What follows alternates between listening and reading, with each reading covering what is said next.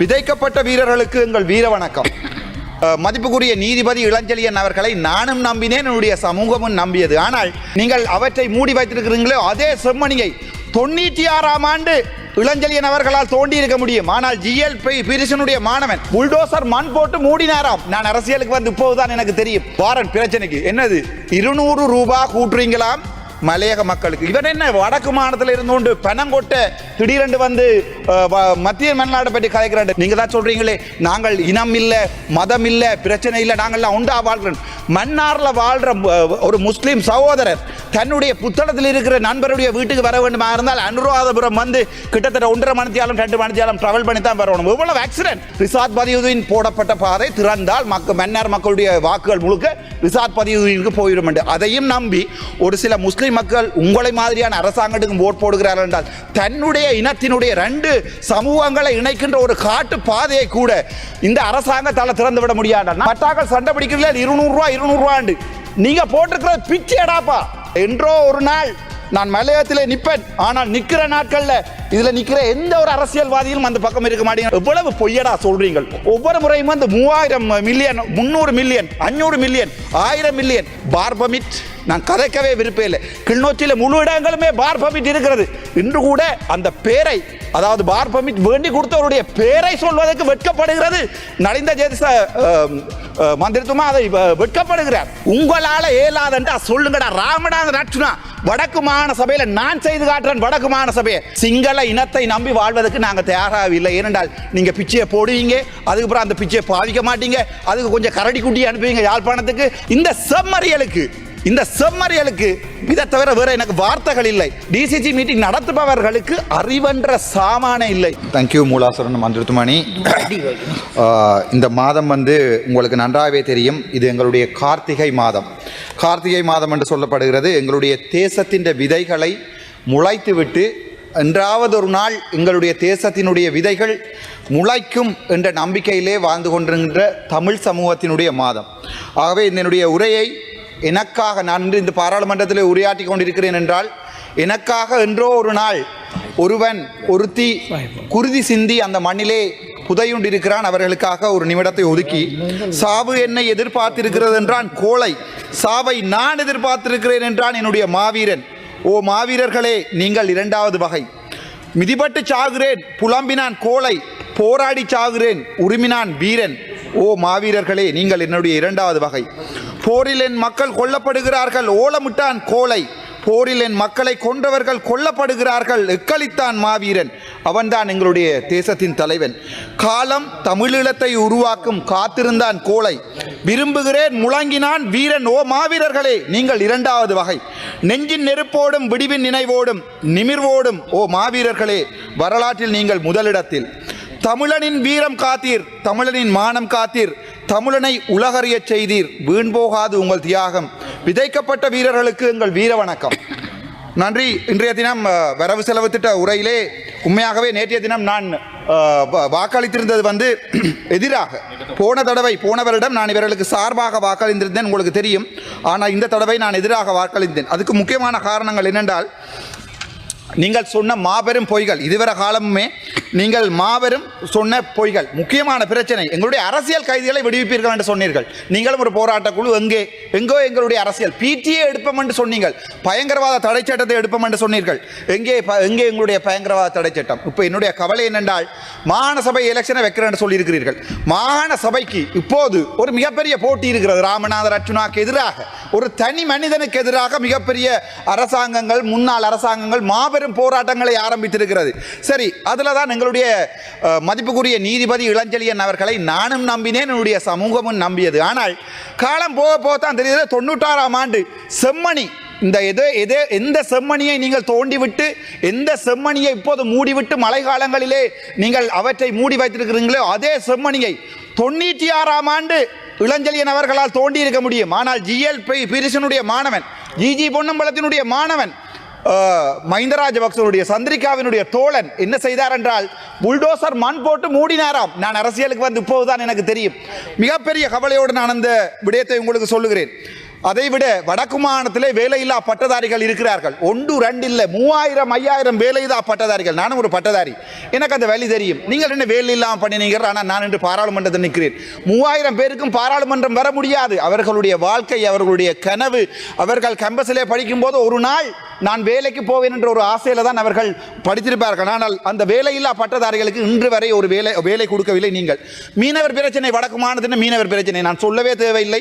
இங்கே இருப்பவர்களுடைய வேலைகள் மீன்பிடி சம்பந்தமாக வடக்கு மாநிலத்திலே நீங்கள் அனுப்பி வைத்திருப்பவர்களுடைய வேலைகள் 10 கிலோ வேண்டுவது, 5 கிலோ வேண்டுவது, 2 கிலோ வேண்டுவது, காருக்கு வை என்பது இவ்வளவு கேவலமான வேலைகளை செய்கிறார் என்று நீங்கள் நன்றாக தெரியும். வாரன் பிரச்சனைக்கு என்னது 200 ரூபாய் கூட்டுறீங்களாம் மலையக மக்களுக்கு. இவன் என்ன வடக்கு மாநிலத்தில் இருந்து கொண்டு பணம் கொட்ட திடீரென்று வந்து மத்திய மன்னாட்டை பற்றி கதைக்கிறாண்ட. நீங்கள் போய் பாருங்கள். பேராசிரியர் அருணாசலம் என்ற போய் நீங்க இருக்கிறீங்க கிணபேர் 14 புத்தகம் என்னுடைய மாமனார் எழுதியிருக்கிறார்.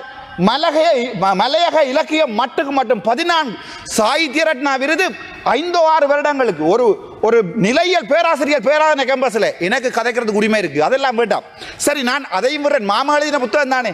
2006ஆம் ஆண்டு நான் என்னுடைய சொந்த பைக்கில் ட்ரெயினில் நின்று கொண்டு போய் ஹட்டனில் படிப்பிச்சேன். ஹட்டனில் நீங்கள் எங்கே சொல்ல போறீங்க? என்ன ஹைலாண்ட்ஸ் காலேஜா அல்லது பொஸ்கோவா அல்லது வந்து நோவூட்டா மஸ்கலியாவா? எல்லாம் என்னுடைய பாதம் பட்ட இடம். பிரச்சனைக்கு வாரன். அங்கே தான் மலையத்திலே என்னுடைய காதலும் இருந்தது, மலையத்திலே என்னுடைய வாழ்க்கையும் இருந்தது. நான் பிரச்சனைக்கு வாரன். 200 ரூபா கொடுக்குறீர்கள். அதில் கொடுக்குற ஒரு ஆள் இதில் மட்டாக்கள் சண்டை பிடிக்கிறீர்கள். 200 ரூபாண்டு நீங்கள் போட்டிருக்கிறது பிச்சை எடாப்பா. 140 ரூபா 160 ரூபா ஒரு ரூபா பான் 40 ரூபாய் மிச்சக்கு 2 வாழைப்பழம் தாங்க கொண்டால் கடைக்காரன் அடியில் அழியின பிள்ளைங்க தான் தருவான். அந்த ஒரு வாழைப்பழத்தை ஒரு பானையும் 2 வாழைப்பழத்தையும் கொண்டு ஒரு 10 பேர் உள்ள குடும்பம் எப்படி சாப்பிட முடியும்? அதிலே இவர்கள் பிழையாக கொடுத்து விட்டு ரோஹிணி குமாரியினுடைய கதையை மாறாக திரும்பிப்படுத்தி எதிர்கட்சி வந்து போராடுகிறதாம். எண்டோ ஒரு நாள் நான் மலையகம் வருவேன். நான் இந்த மலையக அரசியல் எல்லாம் செய்ய ஆசை இல்லை. ஆனால் மலையகம் முட்டாள்களை அனுப்பியிருக்கிறது. மலையக மக்கள் முட்டாள்களை பாராளுமன்ற தன்னுடைய இனத்திற்காக 176 வருடங்களாக இன்று வரைக்கும் தங்களுடைய இனத்தாக அந்த அட்டை இரத்தி குடிஞ்சு கொண்டிருக்கிறது. ஒரு அட்டை கடித்தால் அதனுடைய வெளி. நான் மலையத்தில் வாழ்ந்தவன். ஹட்டனில் போய் கேளுங்கள் நீங்கள் டன்பாரில் நான் எப்படி வாழ்ந்தனான் என்று.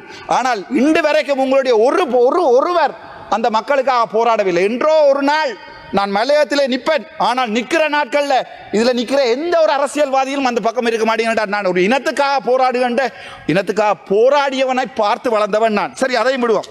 அது பிறகு பார்ப்போம். பலாலியை விஸ்தரிக்க போறேன். நீங்கள் என்னுடைய இனம், என்னுடைய மக்கள் குடிசைகளிலே வாழ்கிறார்கள். பலாலியில எவ்வளவு பொய்யடா சொல்றீங்க?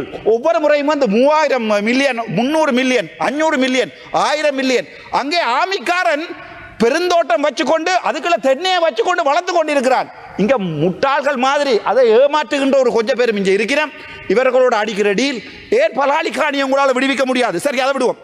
தையிட்டு விகார நானே சொன்னான் உடைக்க வேண்டாம், அதுக்கு நஷ்டவிட்ட கொடுங்க. இன்று வரைக்கும் ஜனாதிபதி அன்றகுமார் நாயக்க ஏதாவது செய்திருக்கிறாராண்டா? இல்லை. பார் பர்மிட் நான் கதைக்கவே விருப்பம் இல்லை. கிளிநொச்சியில் முழு இடங்களுமே பார் பர்மிட் இருக்கிறது. இன்று கூட அந்த பேரை, அதாவது பார் பர்மிட் வேண்டி கொடுத்தவருடைய பேரை சொல்வதற்கு வெட்கப்படுகிறது. நலிந்த ஜேதிச மந்திரித்துவமா அதை வெட்கப்படுகிறார். முடிந்தால் பேரை சொல்லுங்க. அலார் பார் பர்மிட். இலங்கையிலே அதிகுறைந்த வருமானம் உள்ள மாவட்டம் கிளிநொச்சி. ஆனால் இது நடக்கிறது. அங்கே கொண்டே 500 பாரை அடுக்கி இருக்கிறார்கள். ஏன்னா ரோட்டில் உங்களுக்கு ஒரு முதுகெலும்பு இருந்தால் ரணிலுடைய ஆட்சி காலத்தில் அந்த பார் பர்மிட்டை கொடுத்த தயவு செய்து சொல்ல முடியுமாங்களா?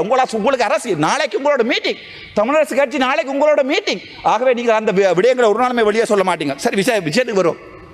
சுதேச வைத்தியத்துறை 2030 தான் அவர்களுடன் கேட்டு கதைக்கேன்.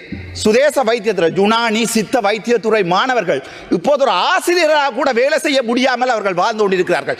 2009 பாஸ் அவுட் பண்ணவர்களுக்கு இந்த வரைக்கும் வேலை இல்லை. 2016 தான் கடைசியாக இன்டர்ன் கொடுத்திருக்கிறீர்கள். உங்களால் ஏலாதண்டா சொல்லுங்கடா. ராமடா நட்சுனா வடக்கு மாகாண சபையில் நான் செய்து காட்டுறேன். வடக்கு மாகாண சபையை. ஆனால் ஒன்று மட்டும் சொல்லுறேன், சிங்கள இனத்தை நம்பி வாழ்வதற்கு நாங்கள் தயாராகவில்லை. ஏனென்றால் நீங்கள் பிச்சையை போடுவீங்க, அதுக்கப்புறம் அந்த பிச்சையை பாவிக்க மாட்டீங்க, அதுக்கு கொஞ்சம் கரடி குட்டி அனுப்புவீங்க யாழ்ப்பாணத்துக்கு. அந்த கரடிகளுக்கு இப்போ எங்கே இருந்து காசு வருதுன்னு தெரியாது, எங்கே காசு போட்டு தெரியாது. இப்போ பின்னுக்கு கழித்து போட ஒரு பாராளுமன்ற உறுப்பினர் சொன்னார், ஏன் டாக்டர் எதிராக வாக்களித்து நினைக்கிறேன். நான் சொல்றேன், போன முறை அனுப்பின காசு 5% கூட பாவிக்கவில்லை என்று. அதுக்கு அவர் சொன்ன பதில் என்னண்டா, அப்போ இந்த வருஷம் பாவிக்கணும். அப்படித்தான் உங்களோட வாக்கின் லைப்ரரிஸ், உங்களுடைய வாக்கின் நடமாடும் நூலகங்கள் என்று நீங்கள் சொல்லுறதுக்கு இந்த வருட வரவு செலவு திட்டத்தில் ஒதுக்கப்பட்டது அடுத்த வருடத்துக்கு பாவிக்க முடியாது என்று கூட உங்களுடைய ஆட்களுக்கு தெரியாது. சரி, அதை விட உங்களுடைய ஒரு சில பாராளுமன்ற உறுப்பினர்கள் மாம்பழ தோட்டம் வைக்க போறார்கள்.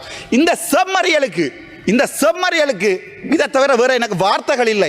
முட்டாள்களுக்கு மாம்பழ தோட்டம் வைக்க போறேன் என்று சொல்லி போய் டிசிசி மீட்டிங்ல அனுமதி கேட்கிற இந்த முட்டாள்களுக்கு எப்படி வடக்கு மாநிலத்தை அபிவிருத்தி செய்ய முடியும்? அங்கே ஒரு கல் நடுறது, இங்கே ஒரு ஓட்டு திறப்பது, அதான் அபிவிருத்தியா? இந்த உங்களுடைய ஏமாற்றங்களை நம்பித்தான் நான் இந்த விடயங்களிலே நான் யோசித்துக் கொண்டேன். இல்லை, அரசாங்கத்துக்கு சப்போர்ட் பண்ணுவதில்லை என்று. மிகப்பெரிய கவலை.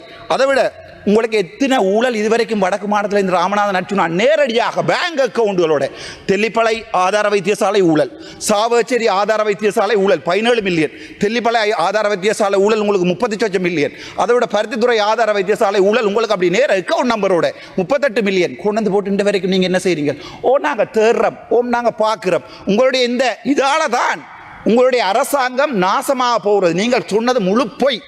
நீங்கள் என்ன சொன்னீங்க தமிழில்? நான் உங்களுடைய அதாவது இலங்கை முழுவதுமான அரசியலை தமிழில் கதைக்க விரும்பவில்லை, நான் சிங்களத்தில் சொல்கிறேன். அதை விட இந்த டிசிசி மீட்டிங் நடத்துகிறீர்கள். டிசிசி மீட்டிங் நடத்துபவர்களுக்கு அறிவென்ற சாமானே இல்லை.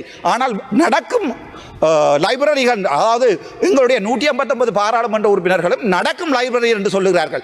ஆனால் அந்த டிசிசி மீட்டிங் நடத்துகின்ற லைப்ரரிக்கு தெரியாது எவ்வாறு ஒரு டிசிசி மீட்டிங்கை நடத்துவது என்பது. சரி, அதையும் விடுவோம். சரி, மன்னார் புத்தளம் பாதை, நேர விடயத்துக்கு வருகிறேன். மன்னாரில் வாழ்கின்ற முஸ்லிம் சமூகம், நீங்க தான் சொல்றீங்களே நாங்கள் இனம் இல்லை, மதம் இல்லை, பிரச்சனை இல்லை, நாங்கள் உண்டா வாழ்கிறோம். மன்னார்ல வாழ்ற ஒரு முஸ்லிம் சகோதரர் தன்னுடைய புத்தளத்தில் இருக்கிற நண்பருடைய வீட்டுக்கு வர வேண்டுமா இருந்தால் அனுராதபுரம் வந்து கிட்டத்தட்ட 1.5 மணித்தியாலம் 2 மணித்தியாலம் டிராவல் பண்ணி தான் வரணும். எவ்வளவு ஆக்சிடென்ட், எவ்வளவு ரோட்டுகள், எவ்வளவு பெட்ரோல் வீண் விரயம். அதுக்கு நீங்க சொல்றது உங்களுக்கு அரசியல். ரிசாத் பதியுதீன் போடப்பட்ட பாதை திறந்தால் மன்னார் மக்களுடைய வாக்குகள் முழுக்க ரிசாத் பதியுதீனுக்கு போயிடும் என்று அதையும் நம்பி ஒரு சில முஸ்லிம் மக்கள் உங்களை மாதிரியான அரசாங்கத்துக்கு ஓட் போடுகிறார்கள் என்றால் தன்னுடைய இனத்தினுடைய 2 சமூகங்களை இணைக்கின்ற ஒரு காட்டு பாதையை கூட இந்த அரசாங்கத்தால் திறந்து விட முடியாது. நான் யூரோப்புக்கு பின்னாலே இருக்கிறாருங்க ஒரு முஸ்லிம் பாராளுமன்ற உறுப்பினர், யூரோப்புக்கு போனேன் நான். அந்த யூரோப்பிலே ஒவ்வொரு ரயில்வே ட்ராக்கையும் ஃபென்ஸ் அடித்திருக்கிறார்கள். அதாவது வந்து ஃபென்ஸ் என்று சொன்னால் எல்லை போட்டி இருக்கிறார்கள். அங்கே ஒரு வனவிலங்குகளும் வந்து அந்த இடத்துல ஒன்றும் செய்யாது. நீங்கள் இதுவரை செய்யாத அநியாயமா இந்த நாட்டுக்கு அந்த பாதை போடப்பட்டதால் வந்த சூழலியல் நாட்டம் மன்னார்ல கொண்டே 46-50 என்ன காற்றாலைகள் வைத்திருக்கிறீர்கள். அதால வராத பாதிப்பா இந்த பாதையால் வரப்படுகிறது. ஆகவே விடயத்துக்கு வருவோம். இந்த இண்டிஜினஸ் மெடிசின் அவர்களுக்கு நான் சொல்ல வேண்டியது, அதாவது சுதேச வைத்தியர்களுக்கு சொல்ல வேண்டியது, என்றாவது ஒரு நாள் என் பேரில் ஒரு வடக்கு மாநில வருமாக இருந்தால் அன்று நான் கட்டுகிறேன் என்னுடைய வடக்கு மாநிலத்தில் பாதைகளை. என்னுடைய சகோதரங்கள் எங்களுடைய வெளிநாட்டில் இருக்கிற எங்களுடைய நண்பர்களை கொண்டு, எங்களுடைய புலம்பெயர் மக்களை கொண்டு நாங்கள் வடக்கு மாநிலத்தை அபிவிருத்தி செய்கிறோம். ஆனால் மறுபடியும் அதே வரலாற்று பிழையை இந்த தமிழ் சமூகம் விடுமாக இருந்தால் ராமநாதன் அர்ச்சுனாவினுடைய அரசியல் அன்றுதான் கடைசியாக இருக்கும். அதன் பிறகு எந்த அரசியலை நான் நினைக்க மாட்டேன். நான் என்னுடைய மாகாண சபைக்கான உங்களுக்கு உறுதிமொழி ஹரி அபியாங் போட்ட සිංහලෙන් කතා කරන්න. අතරමට ඊයේ ඇහුවා මේ මන්දිරතුමා මේ ඔයා අයි අපිට ඡන්ද දාලා නැත්තේ? ඔයාට අපිට ඡන්ද දාන්න තිබ්බනේ මේ අපේ පක්ෂ. செய்திகளை உடனுக்குடன் தெரிந்து கொள்ள உடனே சப்ஸ்கிரைப் பண்ணுங்க.